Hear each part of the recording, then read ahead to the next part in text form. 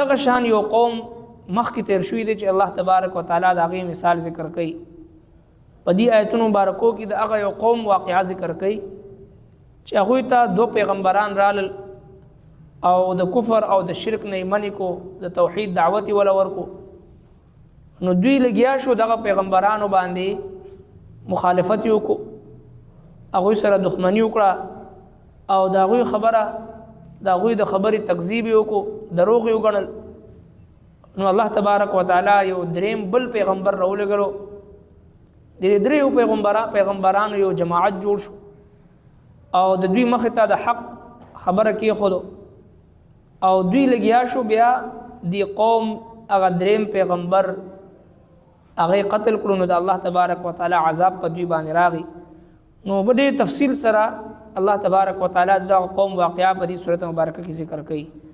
وضرب لهم او بیان کړی دوی د پاره مثلا یو مثال اصحاب القريه دیو کلی خلقو یو عام کلی ذکر کړی دی وضاحت قران کریم نه دی کړی ځکه قران کریم د قصو او د کہانیانو کتاب نه دی بلکې په کم ځای کې چې څومره ضرورت وي د هغې مطابق یو واقعي حصہ ذکر کړي اصحاب القريه دیو کلی خلقو اذ جاء المرسلون چې کله راغی دوی ته پیغمبران اذ ارسلنا هر کله چې ولګل مونږه الیهم د دوی طرف ته اثنین 2 سړي 2 پیغمبران فکذبوهما نو دوی هغه دوانه دروغجن وګڼل فعززنا نو قوت ورکړو مونږه بثالث په دریم سره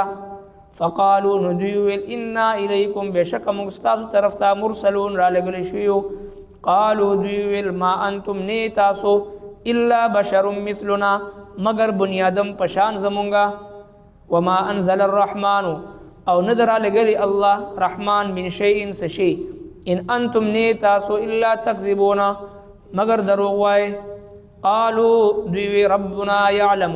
زمون رب په هدي انا الیکم بشک تاسو انا بشک مونږه الیکم تاسو طرف ته لمرسلون خامخارا لګل شویو وما علینا او نشته د پمون باندې الا البلاغ المبین مگر رسول اخکارا قالوا دویل انا بشک مونږه تطیرنا بكم سپرغنو تاسو لئن لم تنتهوا کچری من نشوي تاسو لنرجمنکم نو خامخا به مونږه سنگسار کړو تاسو وليمسنکم او ضرور برسیږي تاسو ته منا زمونږ عذاب الیم عذاب دردناک قالوا دوی طائرکم معکم ستاسو سپرتوب ستاسو سره دی ان ذکرتم ایا کچری نصیحت وکړی شي تاسو ته بل انتم قوم مسرفون بلکې تاسو خلق د حد نه تیریدونکي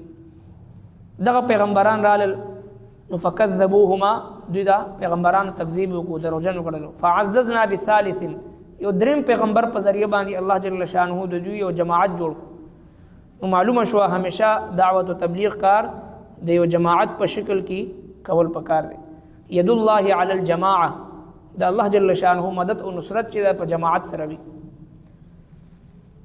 نو بیا درې وانه وته وی فقالوا انا الیکم مرسلون مونږ د الله پیغمبرانو درې کسانو جماعت د تاسو طرف ته راغلیو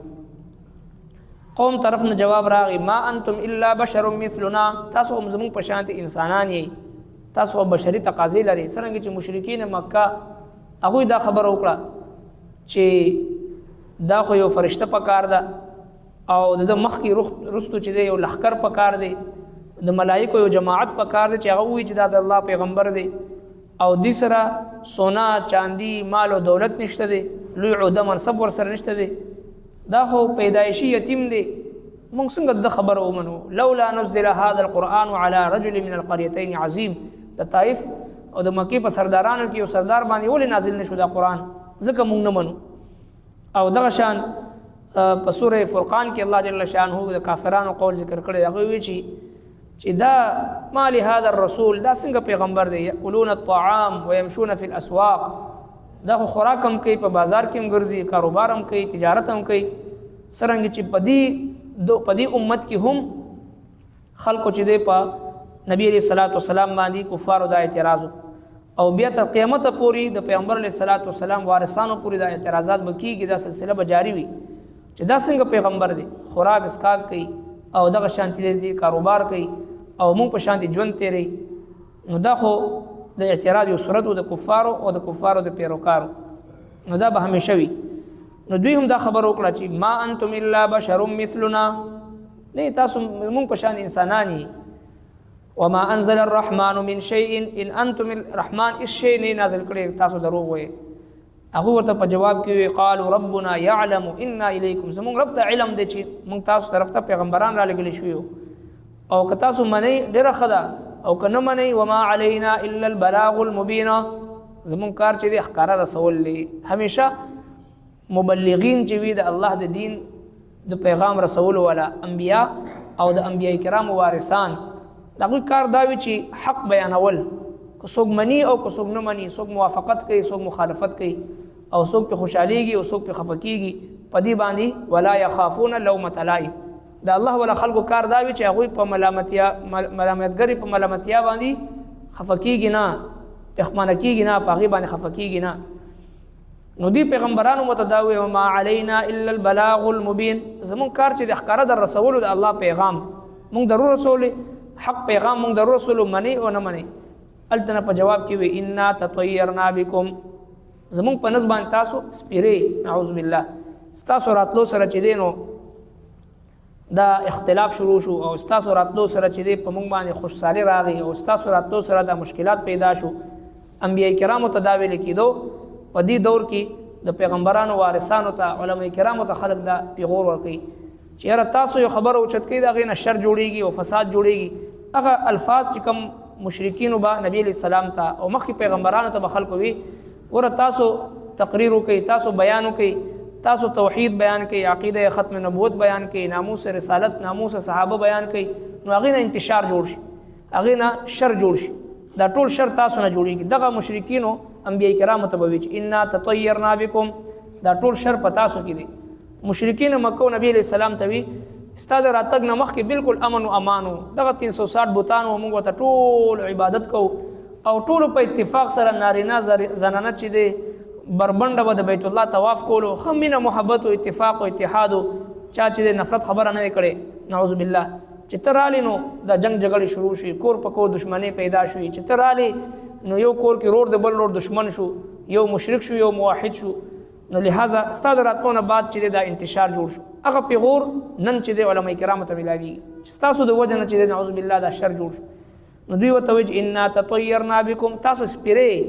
چې تاسو رالې نو دا جنگ جګړې شروع شوي، تاسو رالې نو بارانونه بند شو، تاسو رالې نو خوشحالي شروع شوه. لئن لم تنتهوا، کچرې منې نه شوي تاسو، لنرجمنکم، نو خامخا به موږ تاسو رجم کو، سنګسار به م کو. وليمسنکم منا عذاب علیم، ضرور برسېږي تاسو ته موږ نه عذاب دردناک. پیغمبرانو ته په جواب کې وایي چې طائرکم معکم، ستاسو سپیرتوب تاسو سره دی، ستاسو د بدعملو نتیجه ده چې په تاسو باندې بارانونه بندېږي، او ستاسو د کفر او د شرک نتیجه ده چې په تاسو کې هغه نفرتونه دی، دشمنۍ دی. ان ذکرتم، تاسو ته څوک نصیحت وکړي نو تاسو هغه دا جواب ورکوئ، بل انتم قوم مسرفون، بلکې تاسو خلق د حد نه تېرېدونکي. نو دغه آیت مبارکه نه دا مسله معلومه شوه چې خلک وایي چې یاره دا گاڑی او دا کور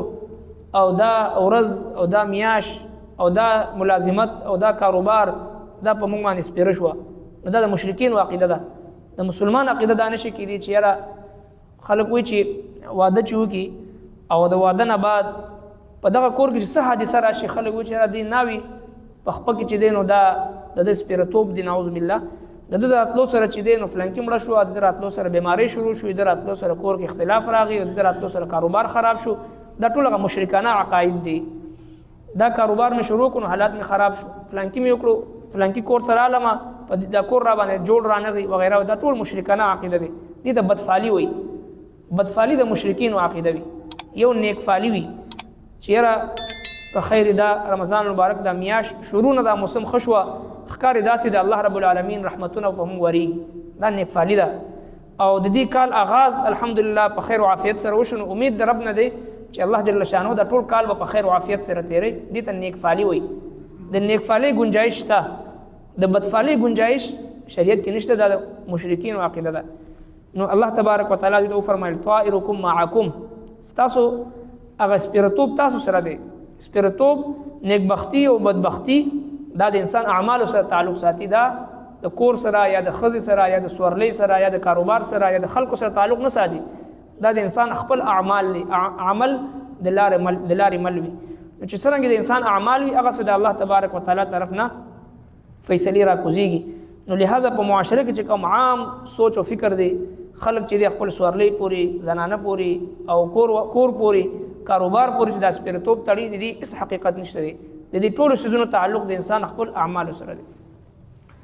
الحمد لله رب العالمين والعاقبة للمتقين والصلاة والسلام على رسول خير خلقه محمد وآله وأصحابه أجمعين. اللهم ربنا تقبل منا إنك أنت السميع العليم وتب علينا إنك أنت التواب الرحيم برحمتك يا أرحم